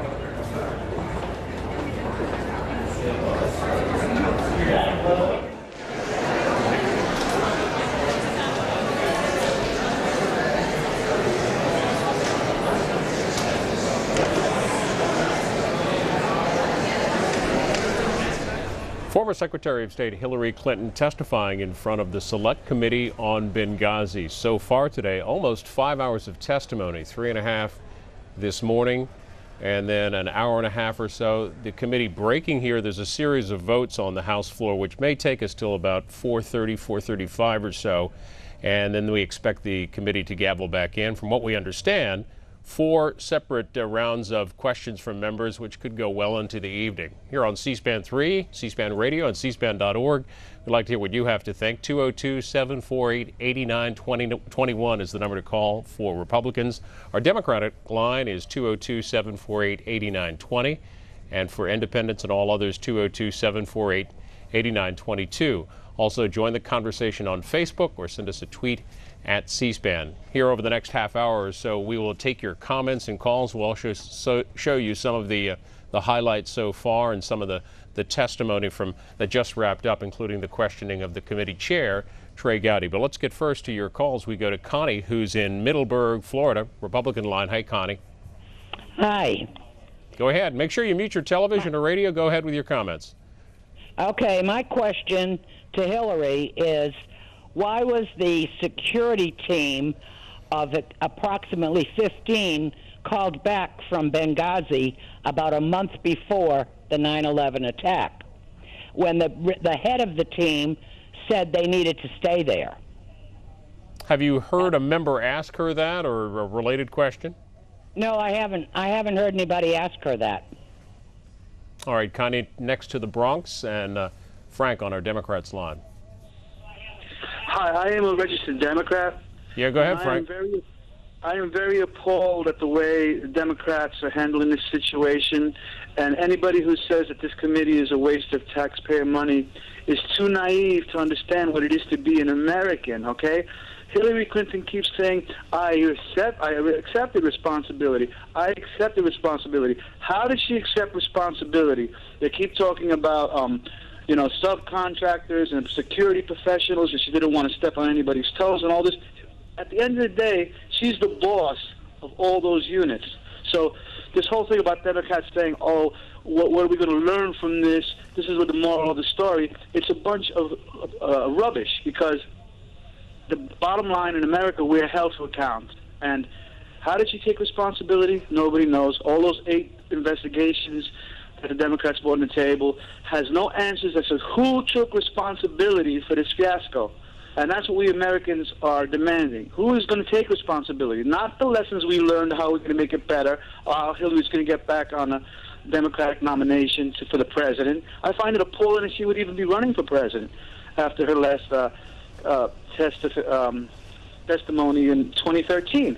So this is like America is being insulted every day by this. So that's my comments about this. Hillary has to accept responsibility. At the end of the day, she's the boss of everybody. Comments on Twitter. Let's take a look. Mira tweets, and it's at C-SPAN, by the way, used to agree with Republicans on Benghazi. Today, can't tell what they're trying to find out. America says, so true. Democrats do not want the truth to come to light. They all are allergic to it.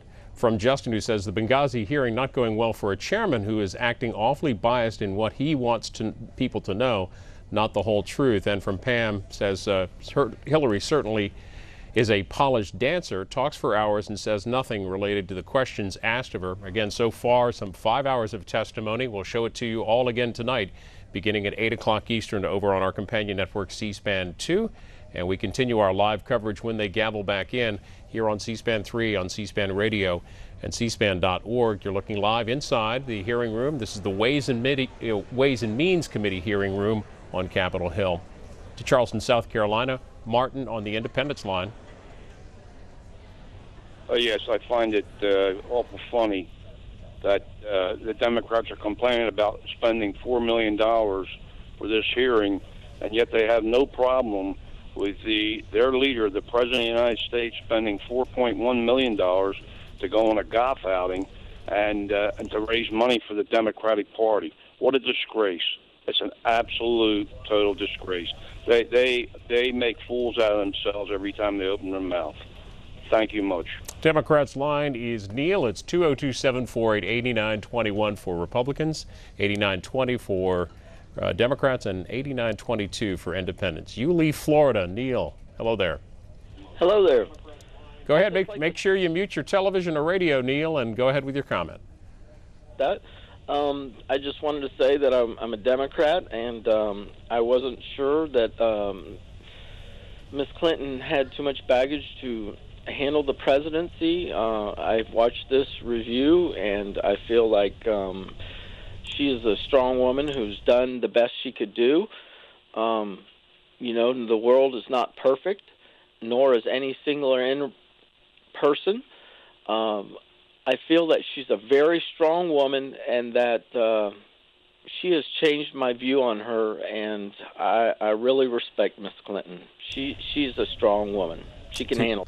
To Angie in Virginia Beach on a Republican line. Again, the committee in a recess due to votes in the House. Angie, hello there. Hi. I just wanted to reemphasize that the Benghazi incident and several of the issues that's going on in America for the last few years, Americans have a right. All of the politicians there in Congress work for us. We have a right to know the truth. And no matter if it costs $4 million, $4 billion, $400 million. And what bothers me is President Obama, when he first got into office, he's the one that closed the doors on the Republicans and had private meetings with Democrats. He's the one that started this partisanship. We want the truth. We want them, for once, to run and work for us, not for their money, not for their bank accounts. We want Hillary, which I call Hillary, because she lies. Not her, but we want Americans want to know the truth. So just keep going with this investigation. If it takes her out of the presidency role, you know, I'm sorry, I almost voted for her. I was a Democrat at one time. I am so thankful I didn't vote for her. I'm thankful I didn't vote for Obama, because I have no guilt. I can sleep at night. And obviously she said she couldn't. So that should tell you all something. Thank you for your time. Okay, Huntington Beach, California. It's Mark on the Independence line. Hi, thank you. First, I just have to push back against Congressman Schiff's comments about the Benghazi committee being some sort of right-wing conspiracy and hyper-partisan. I'd like to refer him back to the committee on the financial collapse. In that committee, that was run entirely by Democrats, and the Republicans weren't even allowed to, well, they were barely allowed to interrogate people or to, have much of a say in that committee. That was a completely, partisan witch hunt there for the Bush administration.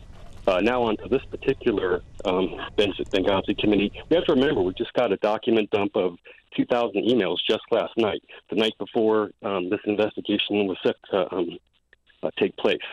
And it's also kind of the question in my mind is that if you have Sidney Blumenthal, who's a member of numerous left-wing media organizations, getting the voice or getting the ear of Hillary Rodham Clinton 50% of the time, that's kind of questionable. So anyway, that would be my comment. Thank you. Okay, that's Mark in California. Here on C-SPAN 3, we will continue our live coverage of the hearing when they gavel back in. Also on C-SPAN Radio and online, our dual stream, our enhanced coverage at cspan.org. Reporters and others gathered and waiting in the room. Also, a number of members have been in and out watching the hearing. And Hillary Clinton's longtime aide, Huma Abedin, who testified last week behind closed doors, also in the audience. Cheryl Mills, who was at the State Department for a bit with Hillary Clinton, also there as well. She, too, was behind closed doors with the committee a couple of weeks ago. We continue with your calls and comments and go to Dee, who's in Gainesville, Florida. Democrats line. Hi. Can we all agree to disagree? I'm a Democrat, a true blue Democrat, and I feel that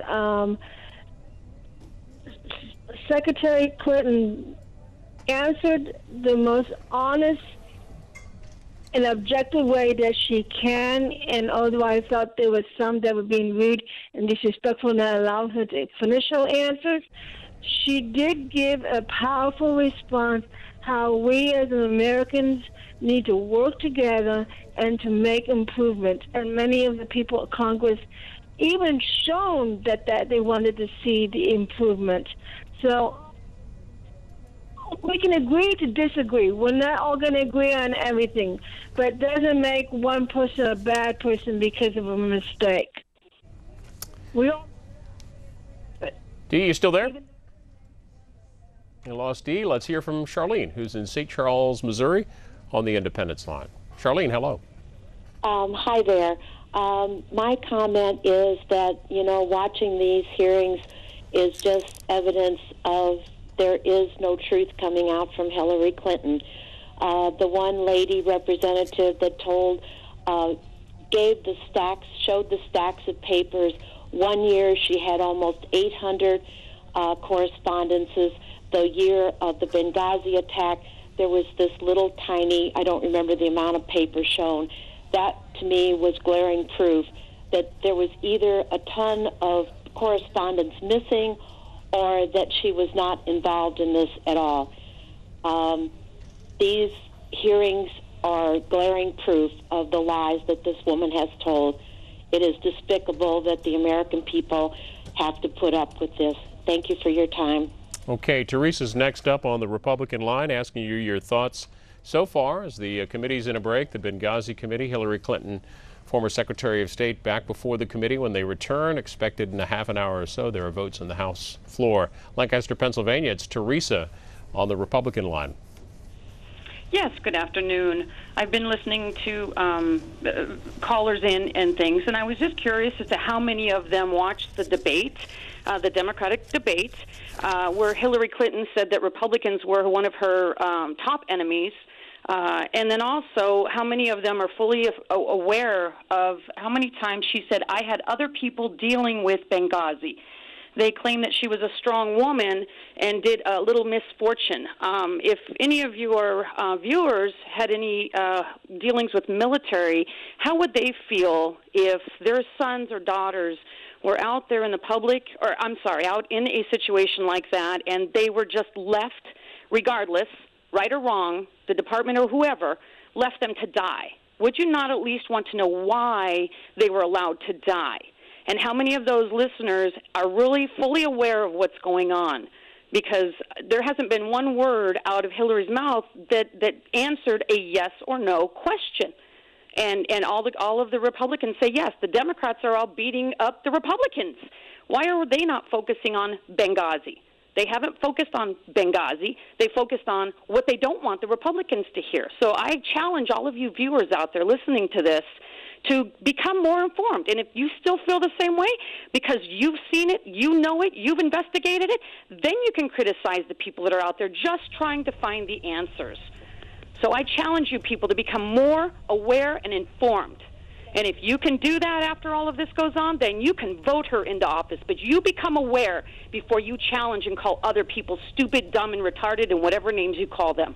I want to remind folks, too, that not only this hearing, but the Senate Foreign Relations Committee hearing of 2 years ago and other coverage related to Benghazi that we've covered, all of that is available at cspan.org. More of your calls coming up. The committee expected back in the next half hour. There's a House vote or a series of House votes going on. Thus, the recess, we will have live coverage here on C-SPAN 3, on C-SPAN Radio, and online, a dual coverage at cspan.org as well. Front page of Politico at this hour, Politico.com, and their front page shows shouting match at Benghazi hearing. But maybe more accurately showing that shouting match, it was really a shouting match between Elijah Cummings, the ranking Democrat, and the chairman of the committee, Trey Gowdy. This is Rebecca Lieber from The New Republic, who tweeted this: Clinton might even be enjoying it. And a look at the dual screen look of Hillary Clinton as the shouting match, as Politico called it, went on. Here's what some of that looked like. Mr. Chairman, you've made several inaccurate statements over the past month as you have tried to defend against multiple Republican admissions that the Select Committee has been wasting millions of tax dollars to damage Secretary Clinton's bid for president. On Sunday, you made another inaccurate statement during your appearance on Face the Nation, and it's being taken up here, and this is the relevance. Here's what you said, and I quote, "There are other folks who may have equities in her emails, and there may be other entities who are evaluating her emails. But my interest in them is solely making sure that I get everything I'm entitled to so that I can do my job. The rest of it, classification, Clinton Foundation, you name it, I have zero interest in it, which is why you haven't seen me send a subpoena related to it or interview a single person other than Brian Pagliano, because I need to know that the record is complete. And I'm going back to the truth, the whole truth, and nothing but the truth. I'm waiting. Chairman, let me finish. I'm waiting on you. I've been very patient. Coming. Just wait. I'm waiting on the inaccurate statement. I'm getting there. Mr. Chairman. Well, we got to take a break. Your statement was, well, it's not going to take long. You took up 4 minutes over, so let me have 3. I've let everybody go over, including you, Mr. Congress. Thank you very much. You issued a subpoena to Sidney Blumenthal on May 19th, 2015, compelling him to appear for a deposition on June 16, 2015. You issued this subpoena unilaterally without giving the select committee members the opportunity to debate or vote on it. You sent 2 armed marshals to serve the subpoena on Mrs. Blumenthal's wife at their home without having ever sent him a request to participate voluntarily, which he would have done. Then, Mr. Chairman, you personally attended Mr. Blumenthal's deposition. You personally asked him about the Clinton Foundation, and you personally directed your staff to ask questions about the Clinton Foundation, which they did more than 50 times. Now, these facts directly contradict the statements you made on national television this last Sunday. No, sir. With all due respect, they do not. We just heard email after email after email about Libya and Benghazi that Sidney Blumenthal sent to the Secretary of State. I don't care if he sent it by Morse code, carrier pigeon, smoke signals. The fact that he happened to send it by email is irrelevant. What is relevant is that he was sending information to the Secretary of State. That is what's relevant. Now, with respect to the subpoena, if he'd bothered to answer the telephone calls of our committee, he wouldn't have needed a subpoena. Would the gentleman yield? I'll be happy to, but you need to make sure the entire record is correct, Mr. Cummings. And that's exactly what I want to do. Well, then go ahead. I'm about to tell you. I move that we put into the record the entire transcript of Sidney Blumenthal. We're going to release the emails. Let's do the transcript. That way the world can see it. Well, we didn't. The motion has been seconded. Well, we're not going to take that up at a hearing. We'll take that up in a business meeting. I've consulted with the parliamentarian, and they have informed us that we have a right to a recorded vote on that motion. We want, you ask for the truth, the whole truth, and nothing but the truth. Well, that's what we want to have. Let the world see it. Why is it that you only want Mr. Blumenthal's transcript released? Why don't you want the survivors? The survivors, even their names? Let me tell you something. No, you want that released? Let me tell you something. Right now, the only one you've asked for is Sidney Blumenthal. That's the only one you've asked for. That and Ms. Mills. Cheryl Mills. That's not true. No, that's 2 out of 54. Now, if you want to ask for some fact witnesses. We asked for a recorded vote on the Blumenthal.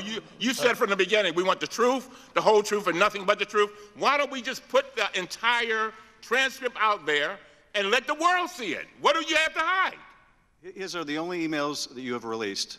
And the fairness to Mr. Blumenthal and to the American people, in the interest of a complete record, if you're going to release his emails, release his transcript where he has a chance to give the context of those emails. Well, you keep referring to Blumenthal emails. I would hasten to remind both of you, the only reason we have Blumenthal emails is because he emailed the Secretary of State. Those are her emails. That's why they were released. They're not Blumenthal's emails, and she wanted all of her emails released. She's been saying since March, I want the entire world to see my emails.